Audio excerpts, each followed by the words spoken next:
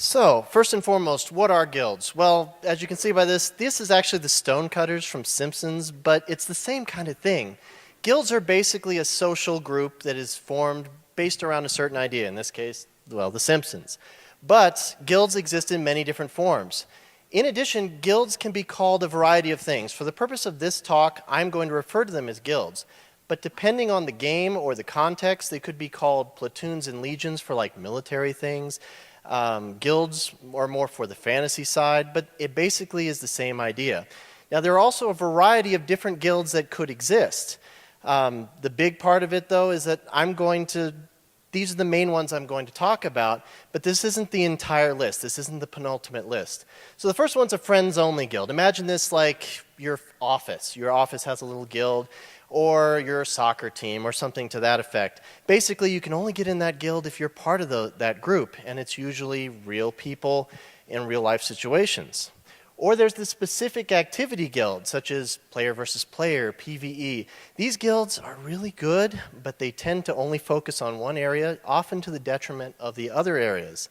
So basically, yeah, they may be good at PvP, but they're not that good at anything else. Loose association guilds. These are guilds where people say, I just want to be in a guild. I want that little tag over my head. I don't really care about the people. These guilds form, they fall apart, but they're really not all that good. Role-playing guilds, though, these guilds, you might be a lieutenant, you might be a night elf warrior, it doesn't really matter.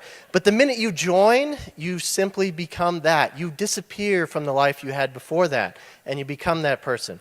Now, family-style guilds, while my favorite, are not quite as creepy as these guys. These guilds generally have parental roles, which generally be the officers, and then you have the children. But they may not be of the proper age. Now, as Larry said, I like squirrels, so I just thought I should include a squirrel here for no really good reason, other than to take up time. But so why am I qualified? Why listen to me personally? Well, besides the fact that I'm a little nuts, what guilds have I run? What is my qualifications? Well, the first one I ever ran was Clan White Fang. This was back in the days of the modem, so you can imagine how terrible that was. It was a loose association. I had maybe 6 members at my peak, so not really great. But what did I learn from this? Well, managing people takes a lot of time, and recruiting people in this era of dial-up modems was really, really difficult because, honestly, we didn't have the World Wide Web like we have today. So then the next thing I moved into was the collective based in PlanetSide, and if any of you are Star Trek geeks, you'll know that's a Borg reference. If you're not, just bear with me.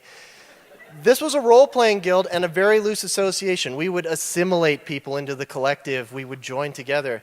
And what did I learn? Well, at our peak, we had 20,000 members in the collective. And by simply giving people a chance, my officers rose to the top. And I learned to delegate. I had artillery commanders. I had ground forces. And then I formed my current guild, Order of Aquinas. We're a family-style guild. We know everything about each other. When I log on, people go, how was your day? What happened? And in case anybody wonders, yeah, I'm the little cat. Everybody knows me as the cat. So I am Soul. What did I learn? Well, similar to the collective, give people tasks. Divide your power. Don't try to run the whole guild yourself. You'll go crazy. Give people somebody in charge of the bank, somebody in charge of player versus player. So, besides the fact that, as you can probably guess, I'm a pretty big gamer and probably a big nerd and a computer geek at that, what can I actually draw from all these guilds that I've run and been in the past? Well, the first thing is delegate your power. Do not try to run the whole guild by yourself. You will go crazy, as I said. I very nearly quit a few games because the minute I left, when I logged off for the night, things fell apart.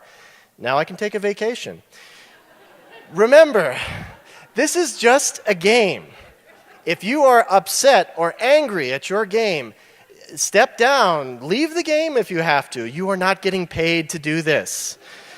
Give it to another person. Lean on the people that are actually good at things. I myself am not very good at PvE. I have somebody to do that for me. Somebody comes with a rating question. I got somebody to do that. I don't have to run everything in this world. And finally, be fair. You've got your veterans and you've got your newbies. You want to make sure you appeal to both types of people because they're newbies. The only way they're going to become veterans is if you do things with them. So have events for both. And most of all, and most importantly, have fun.